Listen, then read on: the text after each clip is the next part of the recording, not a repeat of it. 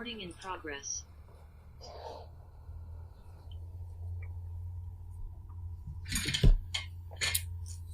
ओम ज्ञानमतिमिरन्धस्य ज्ञानञ्जनशलाकया चक्षुरुन्मीलितं येन तस्मै श्रीगुरुवे नमः। गुरुवे गौरचन्द्राय राधिकाय तदालये कृष्णाय कृष्णभक्ताय तद्भक्ताय नमो नमः।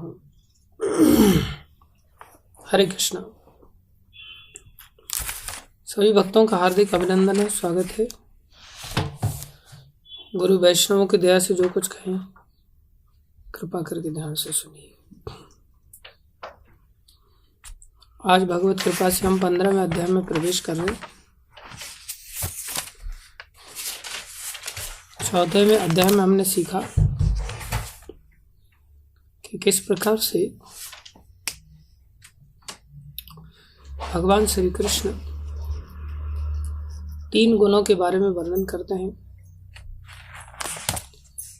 जिसमें इस सृष्टि के आरंभ की बात करते हैं कि इस सृष्टि भगवान से उत्पन्न होती है, जो कि एक कैद खाने की तरह है। इस कैद खाने में हम सभी जीवों को, जो कि भगवान से दूर रह करके भोग करना चाहते हैं, उनको डाला जाता है। भगवान के नियम कानूनों का जो पालन नहीं करना चाहते उनको डाला जाता है। ये हम बोलने के लिए बोल रहे हैं, लेकिन कितनी बातें हमारे जीवन में समझ में आती हैं, ये क्रियात्मक दृष्टि से जब हमारे जीवन में देखने में आता है, तभी हम कह सकते हैं कि कितना हम समझे कितना नहीं समझे। क्या कोई व्यक्ति जेल में जाने पर ऐसा सोचता है कि आज के दिन में इस जेल में आया था इसलिए मेरा सेलिब्रेशन किया जाए, और 1 साल अगर उसको जेल में आ जाए, आने के पश्चात वो अगले साल में फिर जन्मदिन मनाने लगे कि मेरा आज जन्मदिन है, जेल में मैं आज आया था आज ही के दिन, इसलिए मेरा सेलिब्रेशन किया जाए। तो क्रियात्मक दृष्टि से अगर हम अपने जन्मदिन को मना रहे हैं, जो कि इस जेल में आने का दिन है, तो हमने इसको समझा क्या कि ये जेल है? हम नहीं समझ पाए कि ये जेल है।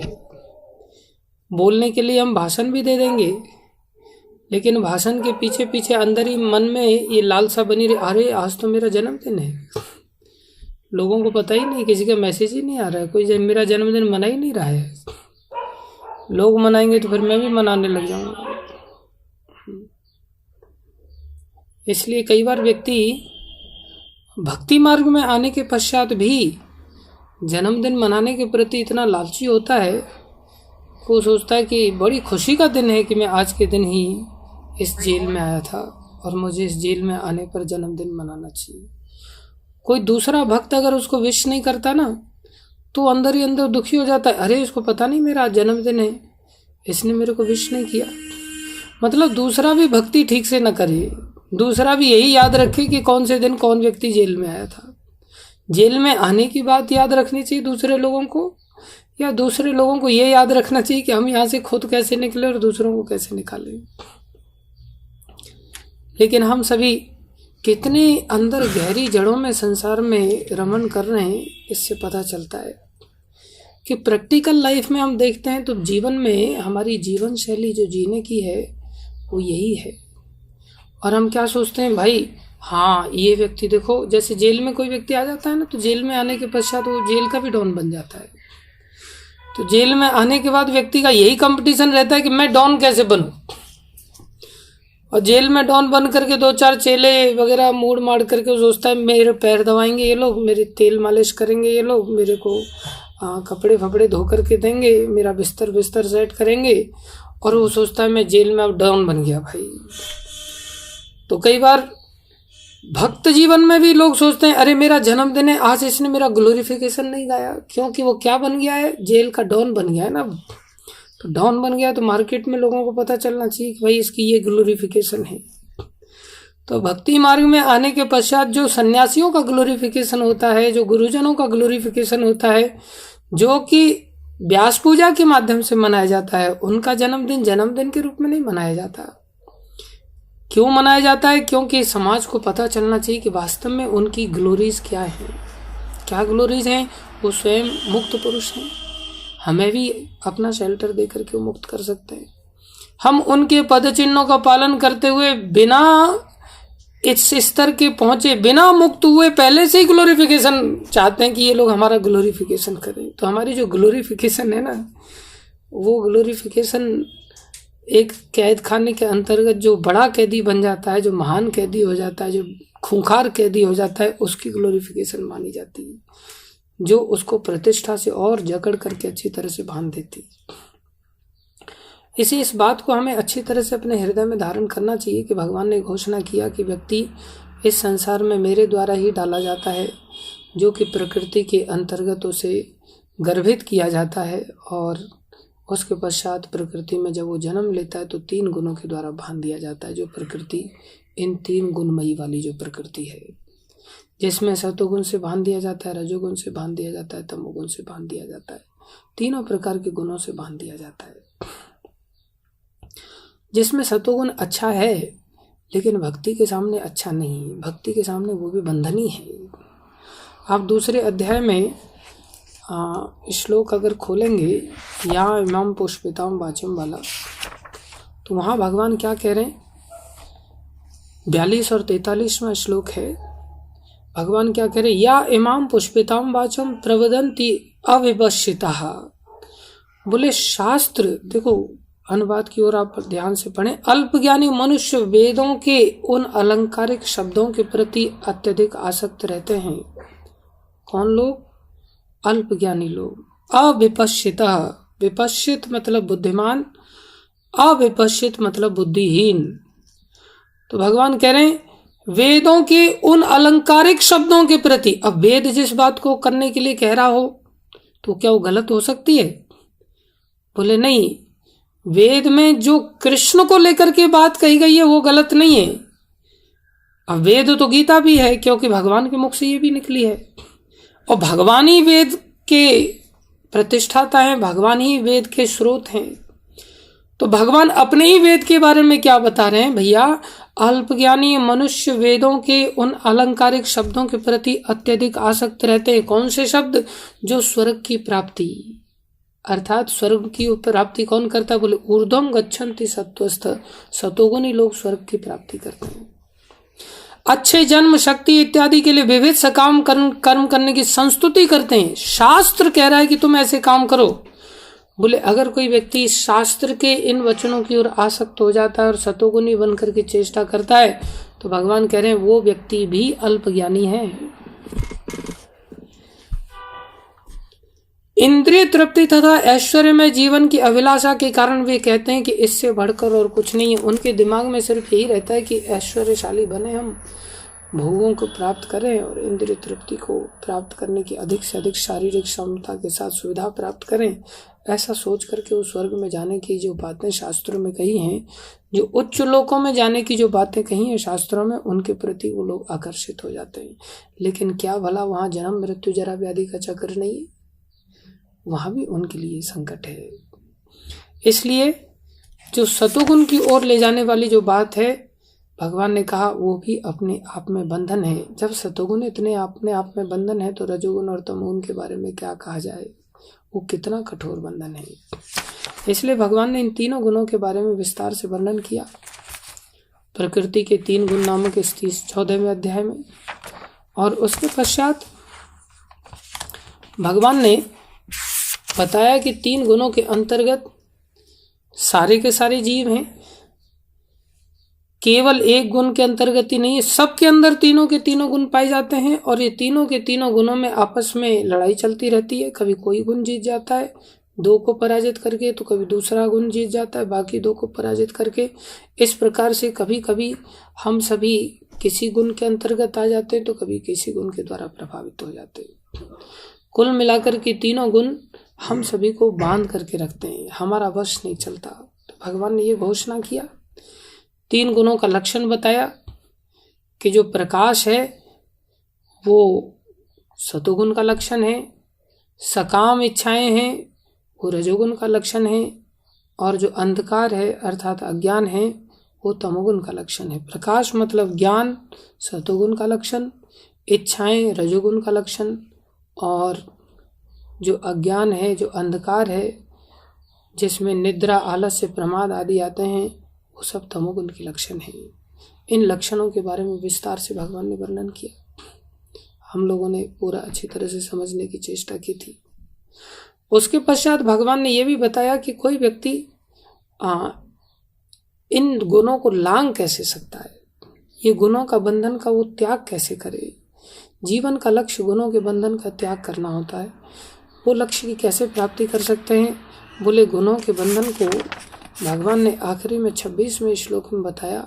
अर्जुन को पहले भगवान ने बताया, अर्जुन इन गुणों का लंघन करना बहुत जरूरी है। अगर तुम सभी दुखों से अगर बचना चाहते हो, जन्म मृत्यु जरा व्याधि के दुखों से अगर बचना चाहते, विशेष रूप से 20वें श्लोक में भगवान ने बताया, गुणान एतान अतीत त्रीन देही देह समुद्भवान जन्म मृत्यु जरा दुखी विमुक्तो अमृतम अश्नुते। कोई व्यक्ति इन गुणों को जब तक पार नहीं करेगा, उसको जन्म मृत्यु जरा आदि के दुखों से मुक्ति का संभावना दूर दूर तक नहीं। वो अमृतत्व को तभी प्राप्त करेगा जब व्यक्ति इन गुणों को लांघ जाएगा। अर्जुन ने जब ऐसा सुना तो अर्जुन ने प्रश्न किया, प्रभु इन गुणों को लांघे हुए व्यक्ति का आचरण कैसा होता है, लांघे हुए व्यक्ति के लक्षण कैसे होते हैं, लक्षण के साथ साथ उसका आचरण कैसा होता है, और आचरण करने वाला व्यक्ति ऐसा कैसे कर पाया, अर्थात वो 3 गुणों को लांघने का प्रोसेस क्या है, वो कृपा करके बताइए। 22, 23, 24, 25 में जो इन गुणों को लांघ जाता है उसके लक्षणों के बारे में वर्णन किया, और उसके पश्चात कैसे कोई व्यक्ति इनको लांघ सकता है वो 26वें श्लोक में भगवान ने बताया। और कुल मिलाकर के भगवान ने बताया केवल भक्ति। कौन सी भक्ति? अव्यभिचारी भक्ति। अव्यभिचारी भक्ति ही एक ऐसी भक्ति की शक्ति है जो इन गुणों को लांघने में समर्थ बनाती है जीव को। अगर किसी के जीवन में ऐसी अव्यभिचारी भक्ति नहीं आती तो वो लांघ नहीं सकता। अब भक्ति क्या चीज है? अव्यभिचारी भक्ति को समझने के लिए पहले हमें भक्ति को समझना चाहिए। भक्ति किसको कहते हैं? भक्ति है भगवान श्री कृष्ण की सेवा। तो भक्ति में 2 चीजें होती हैं, एक होता है साधन, एक होता है साध्य। साधन अर्थात वो सेवा है जिसके द्वारा हम साध्य की प्राप्ति करते हैं। साध्य क्या है? भगवान श्री कृष्ण का प्रेम या भगवान श्री कृष्ण।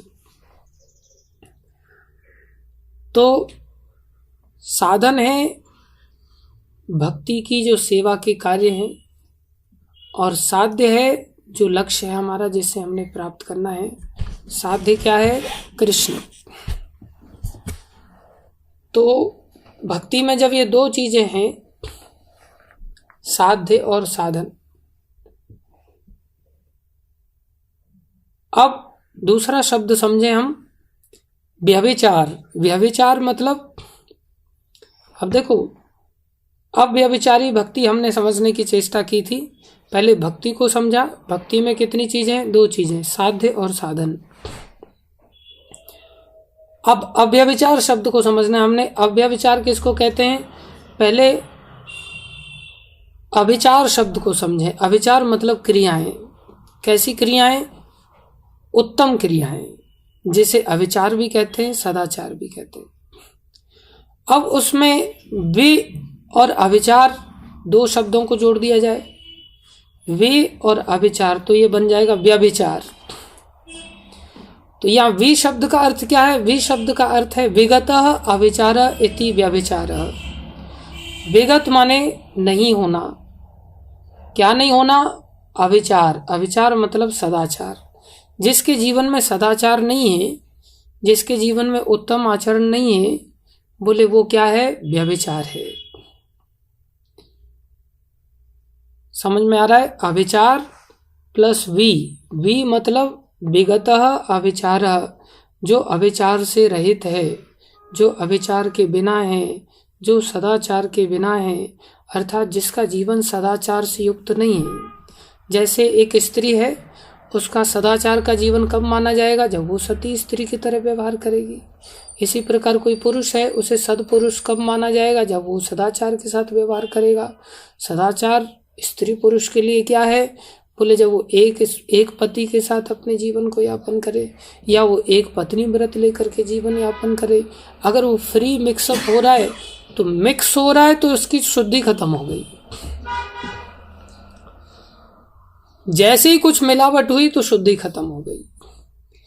इसी तरह से यहाँ पर अविचार शब्द मतलब शुद्ध, और विगता अविचार मतलब जो शुद्धता से रहित है, अर्थात मिक्सअप हो गया जिसमें, उसे व्यभिचार कहेंगे।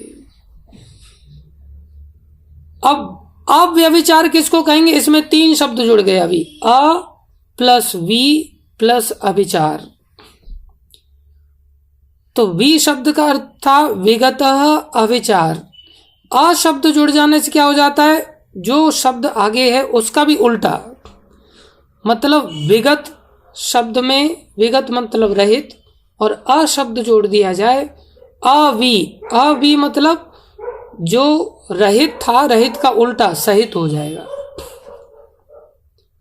रहित मतलब बिना, और अवी मतलब उसके साथ में, अर्थात बिना सदाचार वाला नहीं, सदाचार वाला। तो केवल अविचार होता या अव्यभिचार है, एक ही बात है। केवल अविचार शब्द होता, उसका भी अर्थ सदाचार है, और अव्यभिचार का अर्थ भी सदाचारी निकल के आता है। इसको कहते हैं माइनस माइनस प्लस। वी मतलब विगत, अ मतलब negative, that is called minus minus positive. कुल मिलाकर के अविचार मतलब सदाचार, अर्थात विदाउट मिक्सअप वाली भक्ति। कौन सी भक्ति? विदाउट मिक्सअप वाली भक्ति, जिसमें कुछ मिक्स ना हो। किसमें अब मिक्सिंग की संभावना है? बोले 2 चीजों में मिक्सिंग की संभावना है। भक्ति को हमने समझा था जिसमें 2 चीजें थी, साधन और साध्य। साधन मतलब भक्ति की क्रियाएं, जैसे जप करना, जैसे तुलसी में से जल डालना, जैसे भगवान का डीटी वर्शिप करना, जैसे भगवान का श्रृंगार करना, जैसे प्रचार प्रसार करना, कथा करना, जैसे गीता का अध्ययन करना, शास्त्र अध्ययन करना, जैसे गिरिराज जी की परिक्रमा करना, धाम दर्शन कराना, श्रवणम कीर्तनम विष्णु स्मरणम अर्चनम वंदनम दास्यम साख्यम आत्मनिवेदनम। इस प्रकार से 9 विशेष रूप से भक्ति की क्रियाएं हैं, इन्हें साधन कहते हैं। बोले अगर इस साधन में मिक्सिंग कुछ हो गई भौतिक संसार की चीज़ों की, तो बोले वो व्यभिचारी भक्ति हो जाएगी, वो अव्यभिचारी भक्ति नहीं कहलाएगी। जैसे जप कर रहे हैं हम, और जप करते करते साथ में व्हाट्सएप भी खोल करके बैठे हुए, तो मिक्सअप हो गया। समझ रहे? जप करते करते चैटिंग चालू है, मतलब मिक्सअप हो गया। फिर ये व्यभिचारी भक्ति नहीं होगी, ये अव्यभिचारी भक्ति नहीं होगी, ये व्यभिचारी भक्ति हो गई। इसकी इतनी ताकत नहीं है कि ये 3 गुणों से बाहर निकाल दे हमको। ये भक्ति हमने कमजोर बना दिया। समझ रहे? आशा करता हूं कि आप लोगों के सर से ऊपर नहीं जा रहा होगा। वैसे मैं बॉल विकेट टू विकेट डाल रहा हूं, आपको मजबूरी में इसको अपनी खोपड़ी में डालना ही पड़ेगा। पुनः फिर से ध्यान से इस बात को समझ लें, जीवन भर के लिए, हमेशा के लिए समझ लें कि हमारे जीवन में कोई भी भौतिक क्रिया मिक्स हो रही है आध्यात्मिक क्रियाओं को करने के साथ। जैसे मान लो प्रचार कर रहे हैं, तो प्रचार करते समय, बुक डिस्ट्रीब्यूशन करते समय सोच रहे हैं यार कितना पैसा इकट्ठा हो गया, देखें जरा।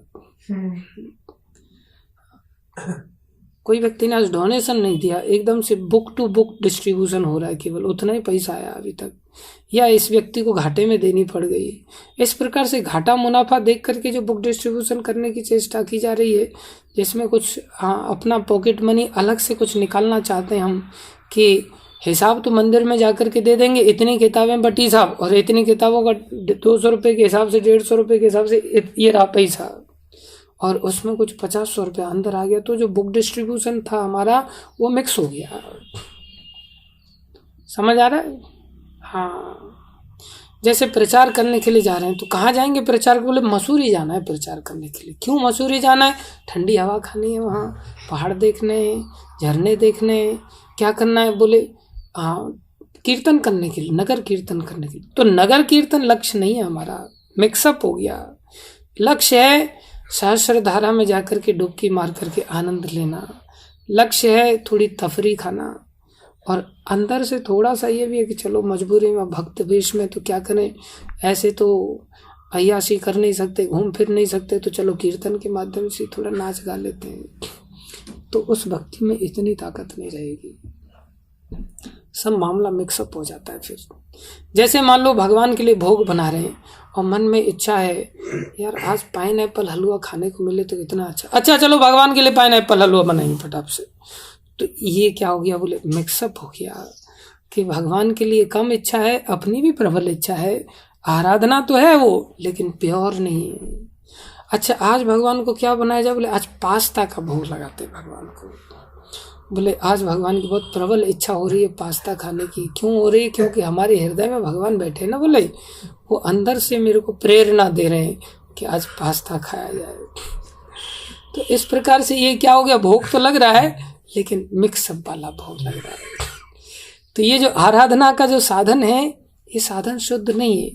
जैसे कीर्तन करने के लिए गए, आज संडे में बहुत ज़्यादा लोग नहीं आए, आज एक काम करते, आज मेरी कमर दर्द है, बोले आज कीर्तन नहीं होगा क्योंकि संडे में लोग नहीं आए ना, कम लोग आए। और दूसरा प्रभु जी भी नहीं आए, तो प्रभु जी भी नहीं आए तो आज संडे में जाकर के कौन पूछने वाला है, इसलिए गुल्ली मार दो। और बोले खड़ा नहीं रहा जा रहा है। जैसे कल के दिन सो करके ही रोटी खाई थी, खड़े हो ही नहीं पा रहे थे कमर दर्द के कारण। बाकी सब चीजें काम हुआ, लघु शंका का भी त्याग हुआ, दीर्घ शंका का भी त्याग हुआ, कपड़े फपड़े भी उठाए धोए, सब काम हुआ, रोटियां भी खूब तोड़ी अच्छी तरह से, सब कुछ, सीढ़ी भी चढ़े, सब कुछ। कीर्तन करते समय असहनीय पेन, क्या कर सकते। और कभी कीर्तन किया और बड़ा राग अलापा बढ़िया, और देख रहे हैं हाँ लोग बढ़िया ताली बजा रहे हैं, झूम रहे हैं बढ़िया, आंखों में से आंसू भी निकल रहे हैं लोगों के, भगवान की ओर देख ही नहीं रहे, भगवान क्या कर रहे हैं बेचारे, वो भी प्रसन्न होकर के हमें देख भी रहे हैं कि नहीं देख रहे हैं, बस लोगों की ओर ही, कि लोगों पे अच्छी छाप छूट गई भाई। लोगों ने मान लिया कि आखिरकार मेरे को ये ट्यून बहुत अच्छी तरह से आती है, पकड़ है बोले मेरी ट्यून पर। अरे ट्यून पर पकड़ हो सकती है, तुम्हारी संकीर्तन पर पकड़ चली गई, प्रतिष्ठा पर पकड़ हो सकती है, तुम्हारी भगवान के नाम के प्रति जो श्रद्धा थी, जो पकड़ थी, वो चली गई। ये क्या कर दिया हमने, साधन को मिक्सअप कर दिया।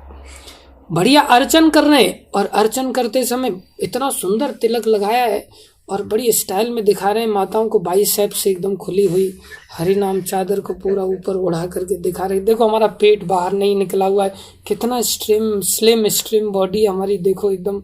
और पूरा, और दो चार लोग और आ जाएं देखने वाले तो कुछ ज़्यादा ही हाथ एकदम बड़ा स्टाइल में घूमता है थोड़ा तरीके से, तो क्या है, बोले वो मिक्सअप हो गया, साधन में मिक्सिंग हो गई।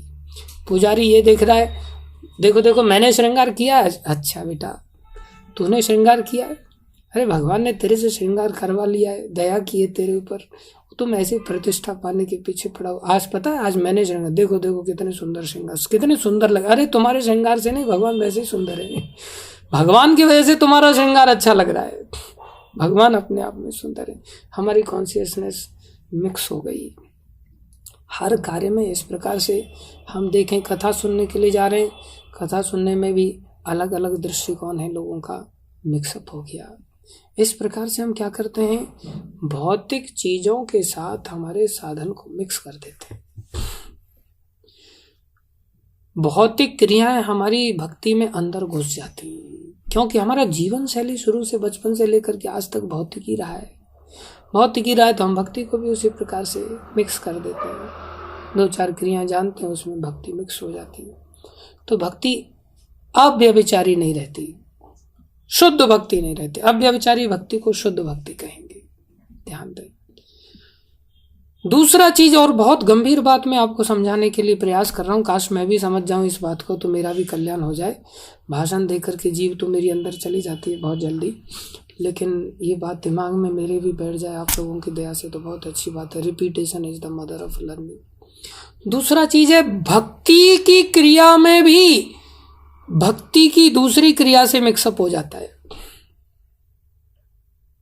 बोले भक्ति की क्रिया में भक्ति की क्रिया से मिक्सअप कैसे हो जाता है? बोले हम कथा सुन रहे हैं और कथा करते समय जप कर रहे हैं।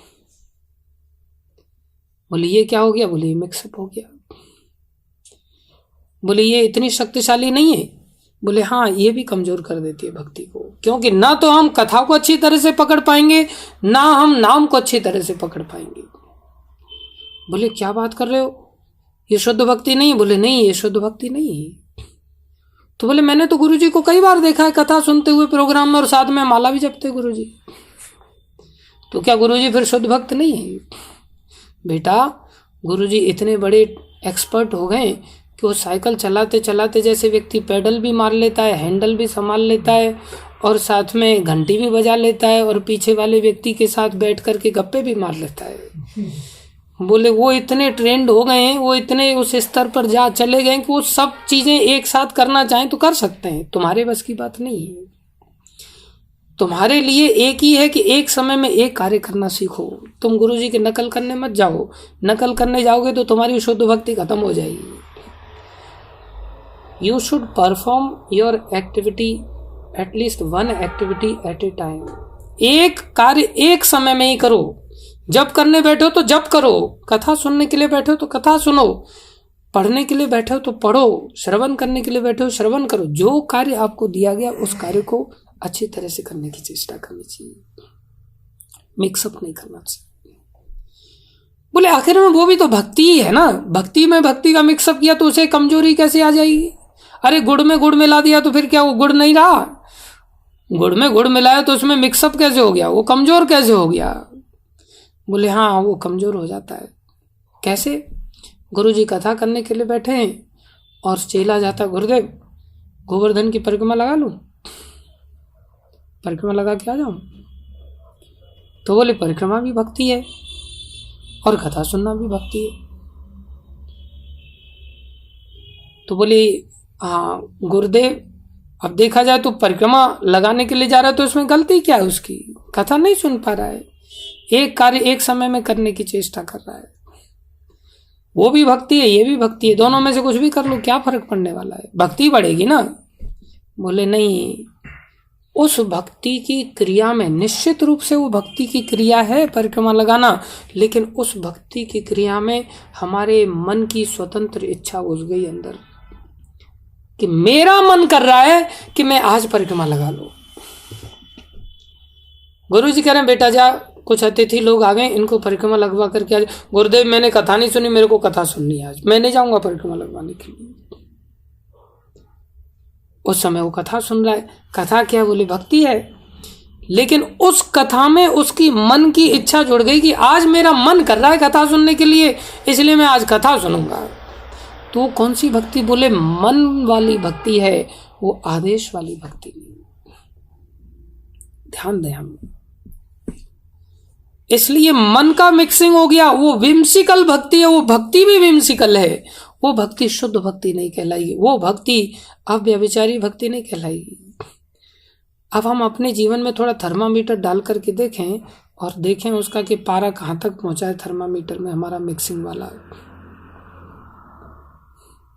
तो पता चलेगा हमारी भक्ति की क्रियाओं में भौतिक क्रियाएं कितनी ज़्यादा मिक्स हैं।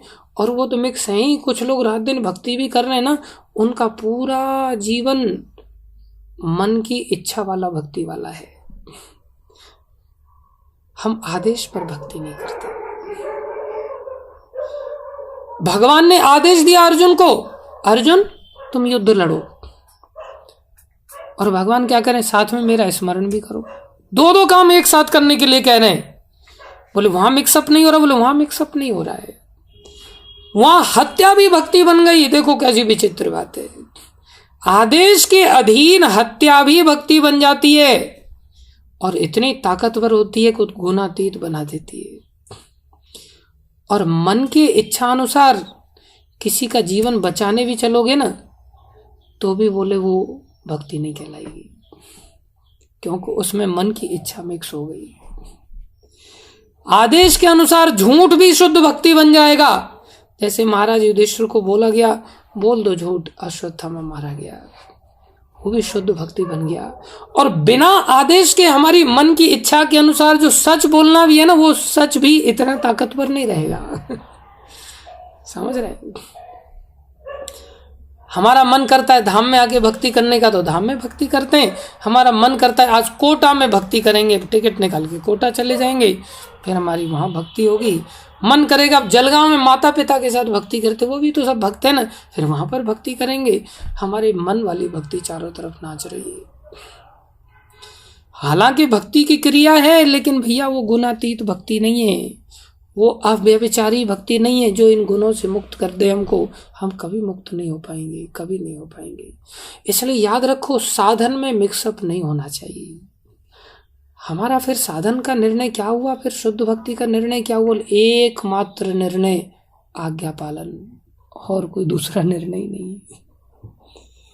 एकमात्र निर्णय है गुरु जी का आज्ञा पालन, वैष्णवों का आज्ञा पालन, शास्त्र का आज्ञा पालन, और निचोड़ निकाल करके शास्त्र का आज्ञा पालन करना चाहिए। ये नहीं देखो साहब मैं तो वेद का आज्ञा पालन कर रहा हूँ, वेद शास्त्री तो है, और वेद कह रहा है, क्या कह रहा है? बोले स्वर्ग में जाना है तो ये यज्ञ कर लो, इंद्रलोक चंद्रलोक जाना है तो ये यज्ञ कर लो, ब्रह्मलोक जाना है तो ये यज्ञ कर लो। अरे भैया निचोड़ो इस सभी शास्त्रों को, और निचोड़ने पर पता चलेगा वेदैश्च सर्वैर अहम एव वेद्य, समस्त वेदों का जो सार है बोले वो मुझे जानना है, भगवान श्री कृष्ण कह रहे हैं। इसलिए तुम क्या करो, मेरे आदेश का पालन करो। That's all. गीता में भगवान ने निचोड़ा क्या? पूरी गीता को, पूरी गीता को शास्त्र के रूप में दिया, और निचोड़ करके लास्ट में क्या कह रहे हैं? सर्वधर्मान परित्यज्य माम एकम शरणम ब्रज अहम त्वाम सर्व पापेभ्यो मोक्षयिष्यामि मा शुचे।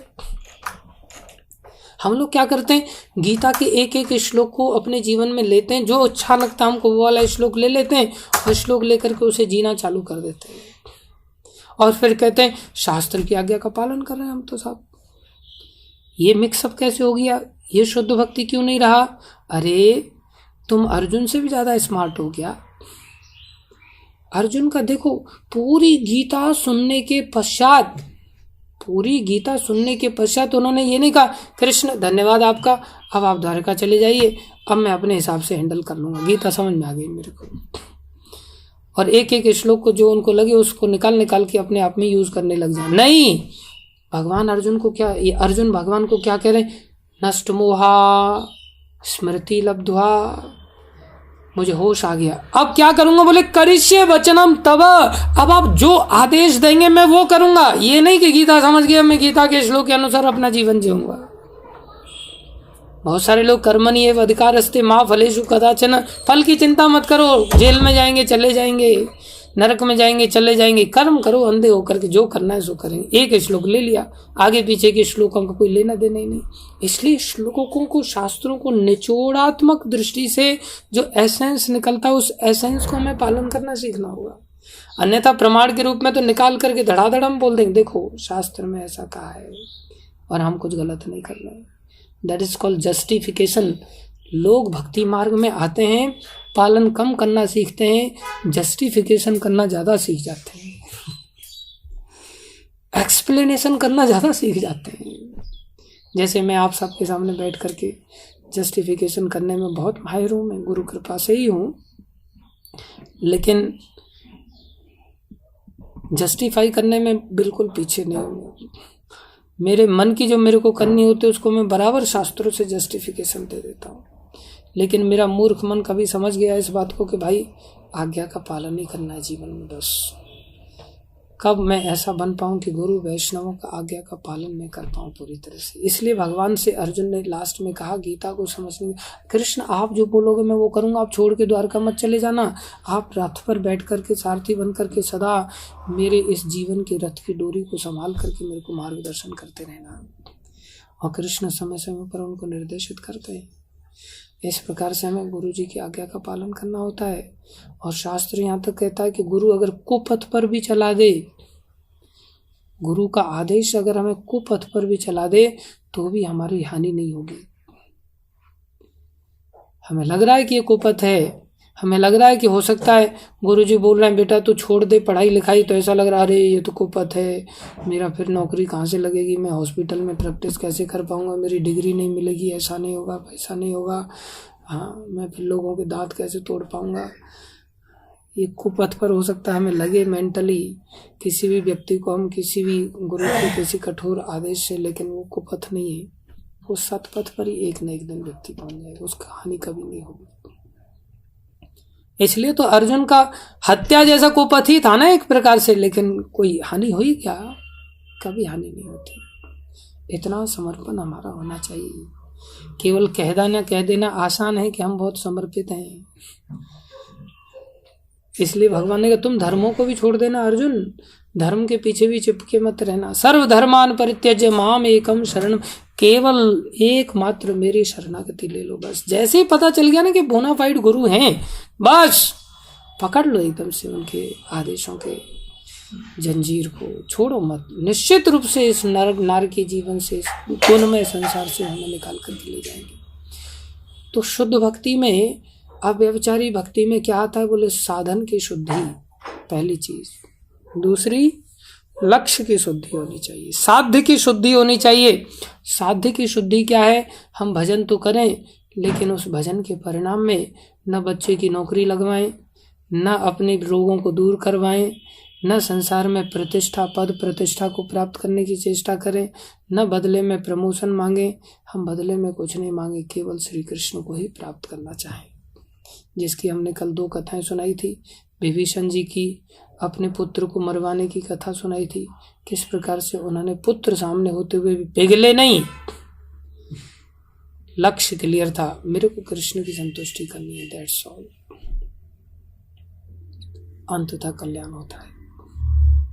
इसलिए ऐसी शरणागति व्यक्ति को लेनी चाहिए, और ऐसी शरणागति हम पहले लेंगे तब कृष्ण हमारी ओर से गुणातीत करेंगे। हम सोचें पहले भगवान मेरे को गुणातीत कर दें तब मैं शरणागति लूंगा, नहीं, ऐसा नहीं हो सकता। साध्य और साधन दोनों की शुद्धि करनी पड़ेगी जीवन में, दोनों बिल्कुल 100% क्रिस्टल क्लियर होने चाहिए। और कौन कर सकता है बोले, गुणों में घिरा हुआ व्यक्ति। इसलिए ये श्लोक, माम चयो अव्यभिचारेण भक्ति योगेन सेवते, कोई भक्ति योग से सेवा करता है मेरी अव्यभिचारी भक्ति से, सगुणान समतीते तान ब्रह्म भूयाय कल्पते, वो गुणातीत हो जाएगा, वो निर्गुण होकर के ब्रह्म पद को प्राप्त कर लेगा। आशा करता हूं कि आपको यहाँ तक ये सब समझ आया होगा। और ये कुछ लोग कल के दिन एब्सेंट थे क्योंकि संडे था, और संडे को तो 7 बजे उठना तो नाकबार गुजरता लोगों को, इसलिए कल बहुत कम लोगों ने ज्वाइन किया था मीटिंग। इसलिए हमने ये संक्षेप में फिर से थोड़ा सा दोहराने की चेष्टा किया, क्योंकि मंडे को लोग जाग जाते, मजबूरी में जागना पड़ता है, गधा मजूरी संसार में करनी पड़ती है, इसलिए लोग जाग जाते हैं। संडे को तो भक्ति को भी अलविदा कह देते हैं, बोले भक्ति में भी छुट्टी मार देंगे। इसलिए इस बात को सभी लोग हमेशा के लिए समझ लो, बोले ये उपदेश उन लोगों के लिए है जो गुणों के अधीन हैं।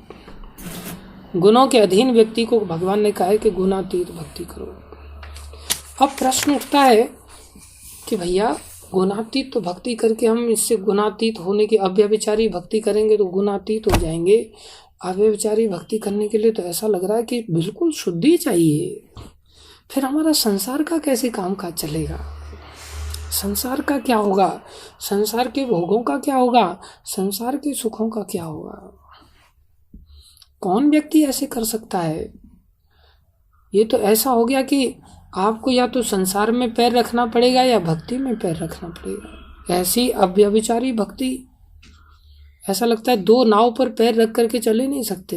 हाँ, ये बात बिल्कुल सही है, दिमाग में बिठा लो इस बात को। अगर गुणातीत होना है, तीनों गुणों से अगर पार जाना है, तो आपको 2 नाव पर पैर रख करके चलने की अनुमति नहीं है। आपको या तो संसारी जीवन जीना पड़ेगा या आध्यात्मिक जीवन जीना पड़ेगा। संसारी हम हैं, संसारी होते हुए भी हम पूरी तरह से अव्यभिचारी भक्ति कर सकते हैं। दिमाग में अगर ये बात बैठ जाए कि मेरे को मिक्सअप नहीं करना है साधन में और लक्ष्य में मिक्सअप नहीं करना है।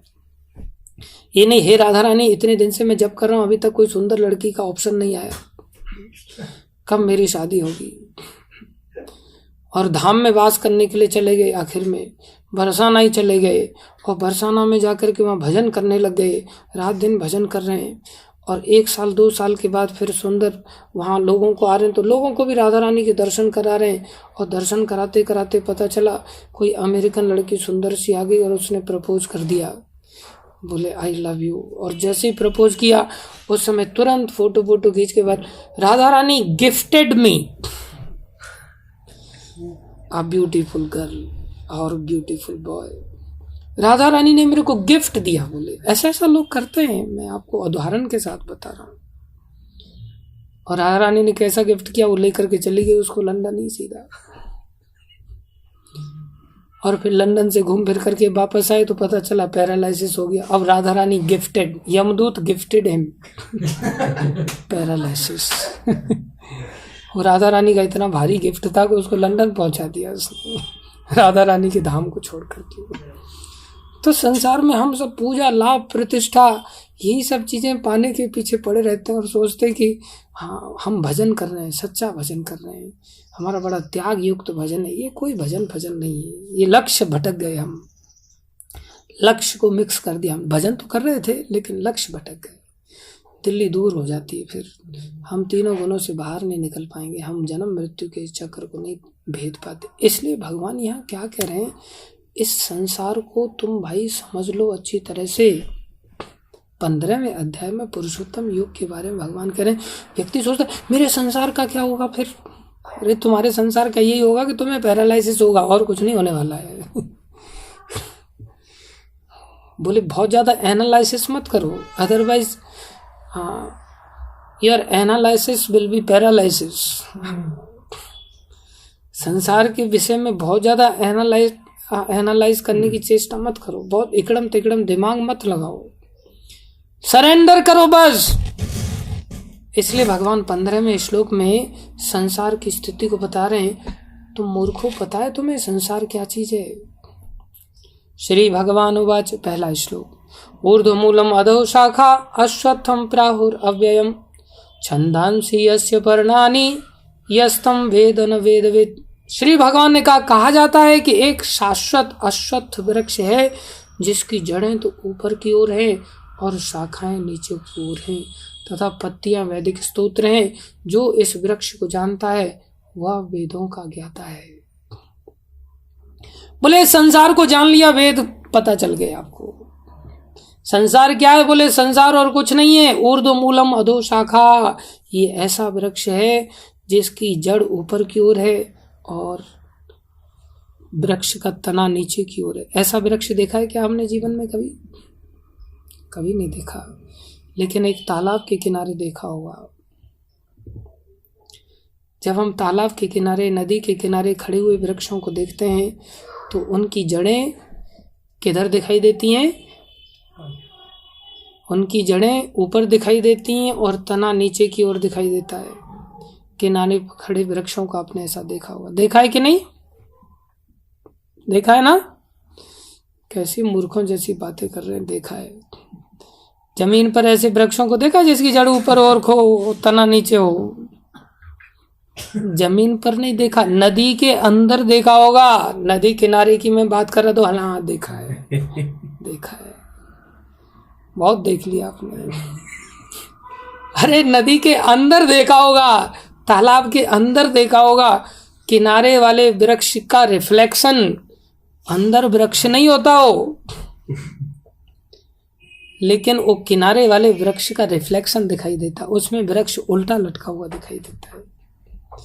नदी के अंदर वो वृक्ष है नहीं, लेकिन वृक्ष दिखाई दे रहा है।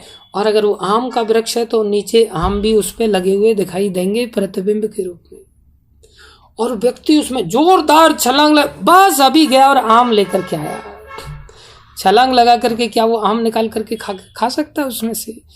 वो सालों सालों तक छलांग लगाता रहे, क्या उसमें से आम निकलेगा? कभी नहीं निकलेगा। क्या उसको आम दिखने बंद हो जाएंगे? आम दिखने कभी नहीं बंद, दिखेंगे हमेशा, लेकिन आम खाने की संतुष्टि उसको कभी नहीं हो सकती। बोले ऐसा ही ये संसार है। हमारे दिमाग में ये बात बैठती नहीं, हम छलांग लगाते, ये पैसा, लक्ष्मी कितनी दिखाई दे रही है देखो।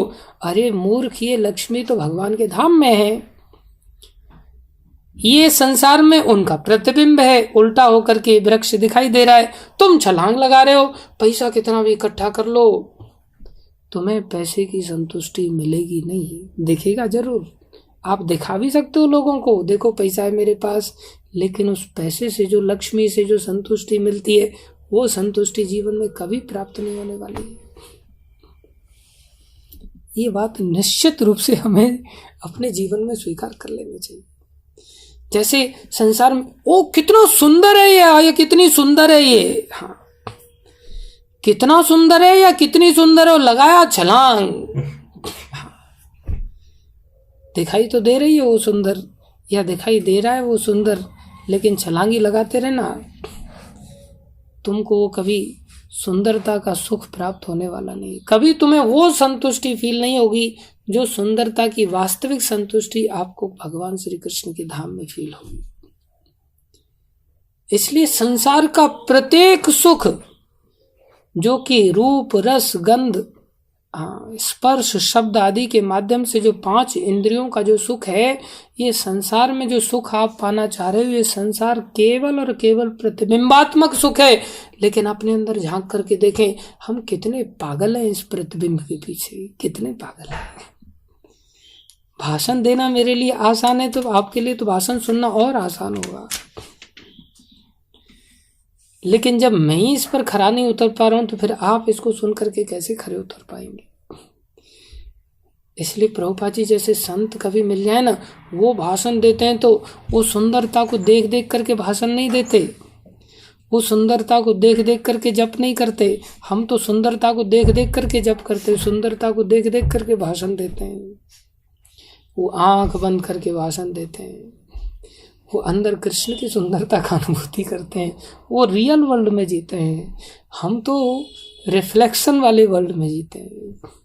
हमारे जीवन शैली में भगवान के प्रति वो अनुराग नहीं है। लेकिन क्या करें, अभी इसको बार बार अध्ययन करेंगे, चेष्टा करेंगे।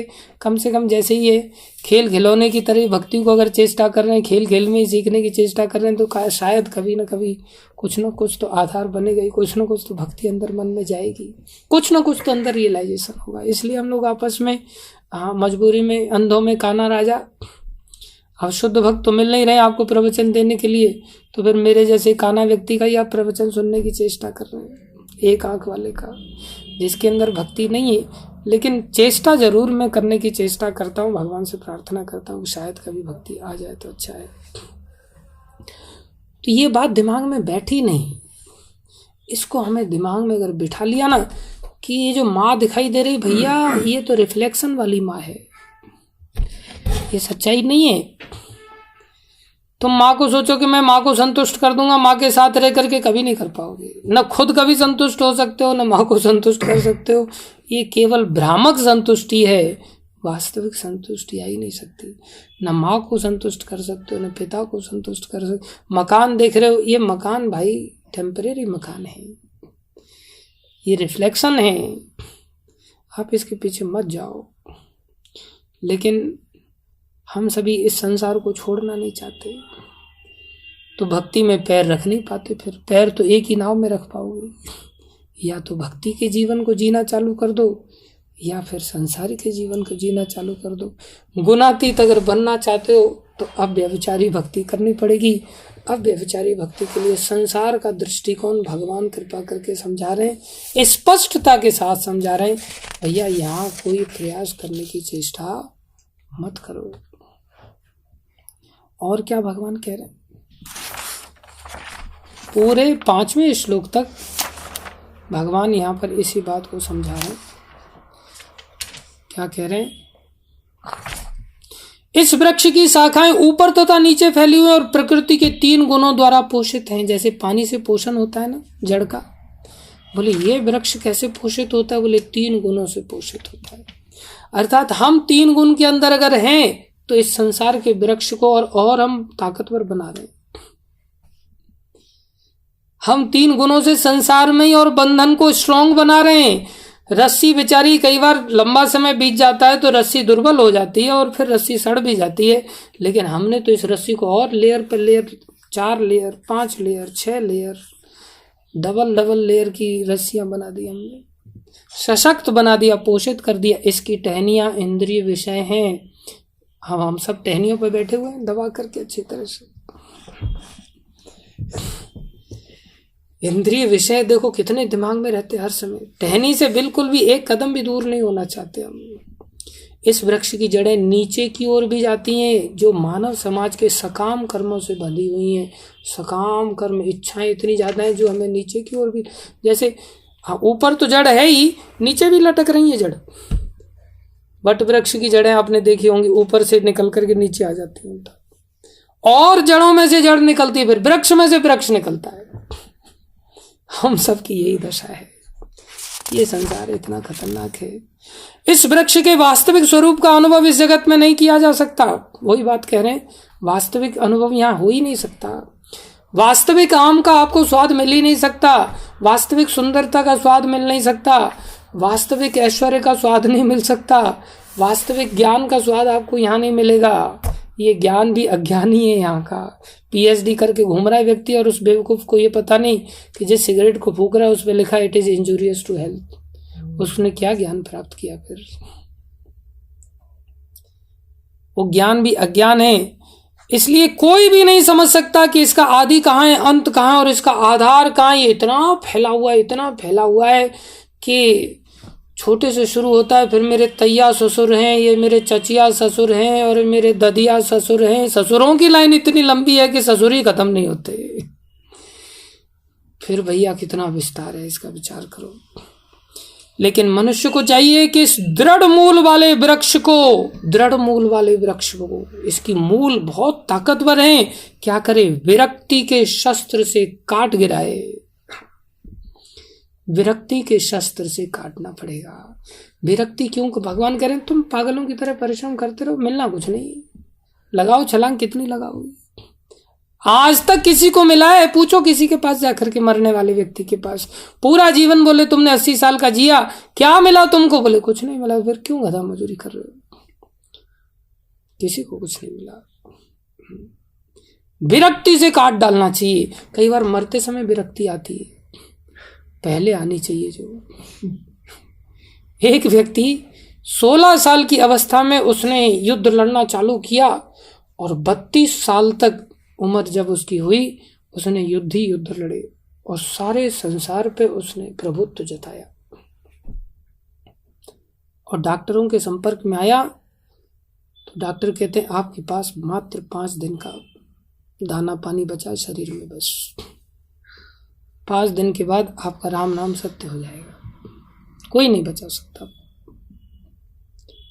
और जब उसको ये समाचार पता चला, उसने सारे मंत्रियों को इकट्ठा किया, और इकट्ठा करके बोलता सुनो मेरा फरमान, जैसा मैं कहूँ बिल्कुल वैसा ही करना। बोले बोलो साहब क्या करना है? बोले मेरे जब शरीर की अर्थी निकाली जाए ना, तो उसको कोई और नहीं उठाना चाहिए। जो मेरे 4-5 डॉक्टर हैं ना, जो एक डेंटिस्ट है वो उठाने के लिए आना चाहिए, एक डायबिटीज स्पेशलिस्ट है वो उठाने के लिए आना चाहिए, एक किडनी स्पेशलिस्ट है वो उठाने के लिए आना चाहिए, जनरल फिजिशियन है जो, और एक ऑर्थोपेडिक वाला है जो ऊपर से नीचे तक हड्डियों का तोड़ फोड़ करने वाला है, वो उठाने के लिए आना चाहिए। ये मेरे 4-5 तरह तरह के जो फिजिशियन हैं, ये सब उठाने के लिए आने चाहिए। मेरे डॉक्टर लोग मेरे जनाजे को उठाने के लिए आने चाहिए। बोले और क्या करना? बोले और ये करना कि रास्ते में पूरे हीरे जवाहरात जितना मैंने 16 साल तक युद्ध लड़ने के बाद आज 32 साल का मैं हो गया, 5 दिन बाद जब मैं मर जाऊंगा ना, सब रास्ते में डाल देना। और बोले और ये काम करना, मेरे जनाजे में से हाथ दोनों बाहर निकाल देना, और फिर इस प्रकार से लेकर के जाना। तो उसने पूछा महाराज आपकी 3 प्रबल इच्छाओं के पीछे कारण तो बताओ, क्या कारण है, ऐसा क्यों करवाना चाहते हैं? बोले मैं ऐसा इसलिए कराना चाहता हूँ कि संसार के लोगों को पता चले कि मैंने पूरा 16 साल इतना मशक्कत किया, और ये पता चल जाए लोगों को कि मेरे डॉक्टर लोग मेरी रक्षा नहीं कर सकते।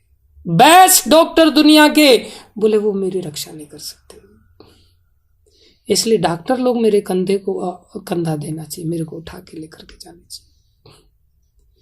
बोले हीरे जवाहरात, बोले जितना मैंने लूटा है ना, इसमें से एक फूटी कौड़ी भी मैं साथ में लेकर के आगे के लिए नहीं लेकर के जा सकता कि भाई इतना सारा मेरे अकाउंट में आ गया है, मेरे खजाने में आ गया है, अब मैं कुत्ता बनने के लिए अगले जन्म में जा रहा हूँ, तो इसमें से मेरे को रोटी की सप्लाई होती रहे, ये सारा मेरा धन यूज़ करते रहना, और मेरे को घी लगा करके रोटी मिलती रहे अगले जन्म में।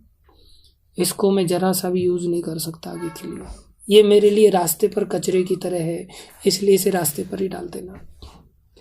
तीसरा बोले आप हाथ क्यों बाहर निकलवाना चाह रहे हैं? बोले हाथ इसलिए बाहर निकलवाना चाह रहा हूं कि लोगों को पता चले कि मैं खाली हाथ ही आया था, और मैं खाली हाथ जब पैदा हुआ तब से मैंने डाई मारना चालू किया कि शायद मेरे को ये मिल जाएगा, ये मिल जाएगा, ये मिल जाएगा, और आज आखिरी में लोग देख ले मैं आज भी खाली हाथ ही जा रहा हूँ।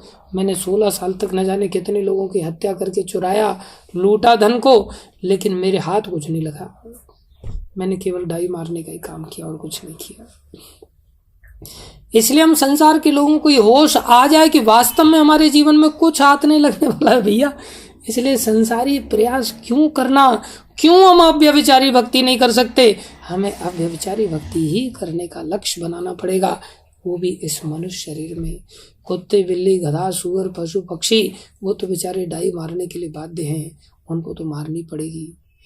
मिलना उनको भी कुछ नहीं है, लेकिन हम चाहें तो हम भक्तों के सानिध्य को पाकर के इस गीता के सिद्धांत को समझ करके जो भगवान यहाँ घोषणा कर रहे हैं, भगवान के विरक्ति से काट डालो। अब बेचारे को मरते समय ये याद आया कि विरक्ति आनी चाहिए जीवन में। जब डॉक्टरों ने ये हाथ खड़े कर दिए, 5 दिन बाद ही मरने वाले हैं आप। विचार करो, हमें तो ये पता भी नहीं चलता कि हमारा कब टपक जाएंगे यहाँ से।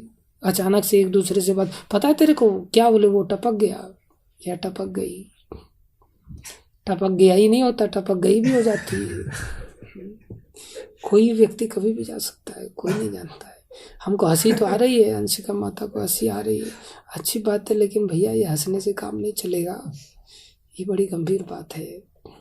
इसलिए भगवान काट गिराओ इसको। तत्पश्चात ऐसे स्थान की खोज करनी चाहिए जहां जाकर लौटना ना पड़े, और जहां उस भगवान की शरण ग्रहण कर ली जाए, जिससे अनादिकाल से प्रत्येक वस्तु का सूत्रपात तथा विस्तार होता आया है। वास्तव में जो रिफ्लेक्शन संसार में दिख रहा है, ये भी आध्यात्मिक जगत का ही रिफ्लेक्शन है। इसलिए आध्यात्मिक जगत के वृक्ष की खोज करनी चाहिए, जिसको कि भगवान आगे 6वें श्लोक में बताएंगे। 5वें श्लोक में भगवान क्या कह रहे हैं? निर्माण मोहा जित संग दोषा। अरे इस कुसंगति के कारण ये बीमारी लगी थी हमको। सब डाई मार रहे थे तो उनके साथ में रहते हुए हम भी डाई मारने लग गए। सब क्लास के बच्चे इंजीनियरिंग करने के लिए, हम भी इंजीनियरिंग करने के लिए, सब डॉक्टर बनने के तो हम भी डॉक्टर बनने के लिए चले गए। एक भी भक्त नहीं बना तो हम भी भक्त बनने के लिए सोच ही नहीं पाए। भगवान कह रहे हैं इस मोह को क्या करो? छोड़ दो। निर्माण मोहा जित संग दोषा। जो झूठी प्रतिष्ठा, मोह तथा कुसंगति से मुक्त है, जो शाश्वत तत्व को समझते हैं, जिन्होंने भौतिक काम को नष्ट कर दिया है, जो सुख तथा दुख के द्वंद्व से मुक्त हैं, जो मोह रहित होकर परम पुरुष के शरणागत होना चाहते हैं, वे उस शाश्वत राज्य को प्राप्त होते हैं। लेकिन हम तो डाई मारना छोड़ना ही नहीं चाहते ना। हम शाश्वत राज्य को, हम तो झूठी प्रतिष्ठा, सब संसार झूठा, सबको झूठा संसार का, प्रत्येक इंद्रिय का प्रत्येक इंद्रिय विषय झूठा है, कुछ हमारा साथ नहीं देने वाला है। इस बात को हमें समझते हुए मौत से पहले समझ लेना है, अन्यथा खाली हाथ हमें निकाल करके हमारा जनाजा निकाला जाएगा और हम सिद्ध कर दिए जाएंगे 1 नंबर का गधा था, ये चला गया। मनुष्य शरीर मिला था लेकिन गधा बन करके इसने जीवन खत्म किया। तो हम सभी अपने जीवन को भगवान की घोषणा के अनुसार अव्यभिचारी भक्ति में लगाना होगा। संसार से चिपके रहने से काम नहीं चलेगा। संसार से चिपके रहने के कारण ही हम भक्ति को छोड़ देते हैं। संसार की असलियत क्या है वो भगवान इस अध्याय में बताए 5 श्लोकों में। 6वें श्लोक से भगवान आगे आध्यात्मिक जगत के बारे में बताएंगे कि आध्यात्मिक जगत क्या। भगवान सब चीज़ें खोल करके रख दे रहे, एकदम से पूरा ऑपरेशन कर दे रहे हिरण्यकश्यप के जैसा। लेकिन कुछ डॉक्टर लोग हैं, भगवान ऑपरेशन करते हैं, हम सिल लेते हैं फिर से। भगवान खोल के दिखाते हैं, हम सिल देते हैं फिर से। भगवान दिखा रहे हैं कि भाई तुम्हारी शकल सूरत कुछ नहीं, लेकिन हम प्लास्टिक सर्जरी कर लेते हैं। हम तौर तरीके लगा करके बार बार लिपाई पुताई करके fair and handsome, fair and lovely, ये सब लगा करके लिपाई पुताई करके हम सब ऑपरेशन को ढकने पर तुले हुए हैं। ढको मत भाई, इससे मुक्त हो जाओ हमेशा के लिए, वैसी चेष्टा करिए। धन्यवाद धैर्यपूर्वक सभी भक्तों का श्रवण करने के लिए। हरे कृष्णा। प्रणाम सभी भक्तों को। कृष्णा प्रणाम सभी भक्तों को। कृष्णा प्रणाम सभी भक्तों को।